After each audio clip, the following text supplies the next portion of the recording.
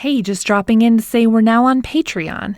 If you want to support the project, head on over to patreon.com/legalistening, where you can unlock some fun bonus content with me, Zach, and some special guests.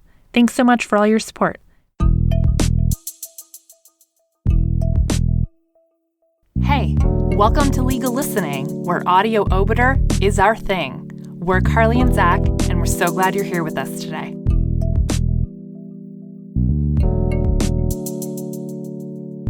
Today we're bringing you a special bonus episode, brought to you in collaboration with the folks over at the Legal Writers Collective. Go on and check them out on our website or at legalwriterscollective.com. Hope you enjoy! The following are the reasons delivered by Justice Karakatsanis in Dissent. Crown rights of appeal from acquittals are limited to questions of law alone. In particular, this court has emphasized that there is no ground of unreasonable acquittal open to the Crown on appeal. Not only is no such Crown right of appeal provided for in the Code, but as of a matter of law, the concept of unreasonable acquittal is incompatible with the presumption of innocence and the burden which rests on the prosecution to prove its case beyond a reasonable doubt.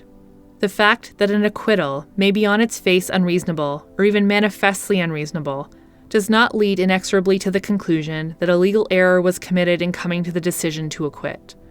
Appellate intervention in an acquittal is only available when the Crown establishes that the trial judge's reasonable doubt is tainted by an identifiable legal error. Appellate jurisdiction does not extend to questions of fact and questions of mixed fact and law. Parliament's clear policy choice to tightly circumscribe the scope of Crown appeals from acquittal must be respected. In this case, I conclude that the trial judge's decision to acquit the appellant is not tainted by an identifiable legal error. The appellant's acquittal should therefore have been restored.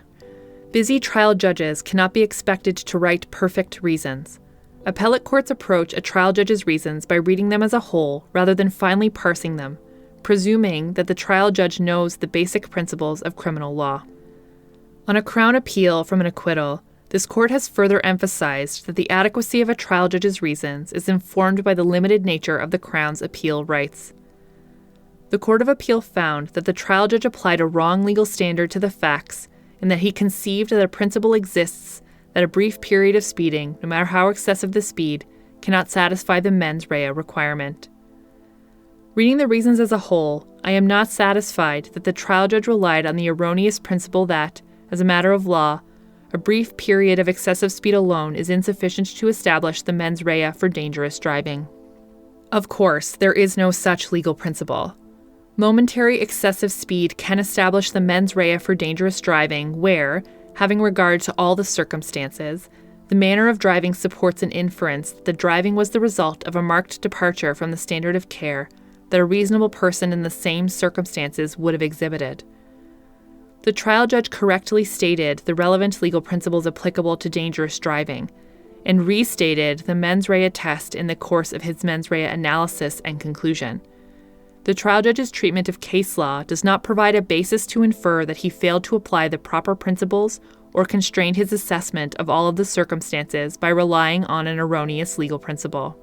The trial judge undertook a context-based approach of the case law that was presented to him involving excessive speed and made observations about tendencies in that case law. He noted facts that in his view distinguished those cases from the present case. In other words, the trial judge engaged in a completely ordinary method of reasoning. Read fairly and as a whole, the reasons disclose that the trial judge was aware that both excessive speed and momentary conduct could meet the marked departure standard depending on the circumstances. For example, he explicitly referred to the statement of Appeal Justice Doherty in The Queen and Willock that, quote, there can be no doubt that conduct occurring in a 2 to 3 second interval can amount to a marked departure from the standard of a reasonable person, end quote. That the trial judge considered it critical that the appellant's excessive speed was momentary does not mean that he understood that the appellant's conduct could not, as a matter of law, satisfy the mens rea requirement. It suggests that he considered the momentariness of the appellant's excessive speed to be an important factor in the circumstances. The trial judge was not required to touch on every circumstantial factor in the course of his analysis, but on those he considered important so as to explain why he reached his conclusion. Questions about whether the trial judge should have placed less weight on the short duration of the speeding and more weight on the degree to which speeding exceeded the limit, where the speeding occurred, or on other factors relating to the appellant's control of the car and awareness, are not questions of law alone. There is also no basis for inferring that the trial judge did not compare the appellant's conduct to what a reasonable person would have done in the circumstances in coming to the conclusion that there was at least a reasonable doubt that the appellant's conduct amounted to a marked departure from the standard of a reasonably prudent driver. He understood that what represents a marked departure in the circumstances is a matter of degree, and that the mens rea test is fundamentally comparative. Inferring that the trial judge failed to compare the appellant's conduct to that of a reasonable person because he did not explicitly describe what a reasonable person would have done in the circumstances is tantamount to presuming that he misunderstood the applicable legal principles. The two questions this court identified in Roy were set out to assist trial judges in determining whether the mens rea test is met in the circumstances. They do not change the nature of the mens rea test. The core issue in this case was the second question in Roy, whether the accused's failure to foresee the risk and take steps to avoid it was a marked departure from the standard of care expected of a reasonable person in the accused circumstances. The first question in Roy, whether a reasonable person in the accused circumstances would have foreseen the risk and taken steps to avoid it, was not the substance of what was at issue. At trial, the appellant appeared to concede that it could have been answered affirmatively. The trial judge was not required to spend his time resolving issues that were effectively uncontested.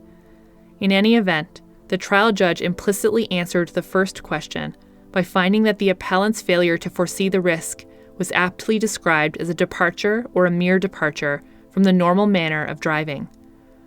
The trial judge was ultimately left with a reasonable doubt as to whether the manner of driving met the mens rea standard, that is, whether it supported an inference that the driving was the result of a marked departure from the standard of care.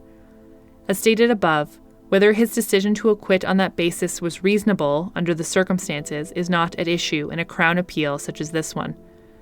Because I do not find that the trial judge's decision to acquit is tainted by legal error, I would allow the appeal and restore the acquittal. Appeal dismissed with Justice Karakatsanis dissenting.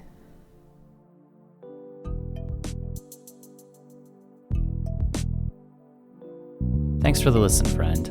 I hope you're able to enjoy that case and learn something new from it. Legal Listening is founded by Zach Battiston and Carly Lyons. It is hosted by Zach Battiston, Carly Lyons, and you, our listeners.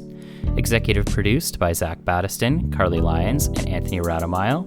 Audio engineering by Anthony Radomile. Graphic design by Julie Lundy. Check her out online at julielundyart.com. And music done by Matt Radomile at radandkel.com. At Legal Listening, we're always open to new ideas, suggestions, and of course, guest readers. Check us out on Twitter at Legal Listening or online at legallistening.com. Legal Listening, where audio obiter is our thing. We'll catch you in the next case. Bye now.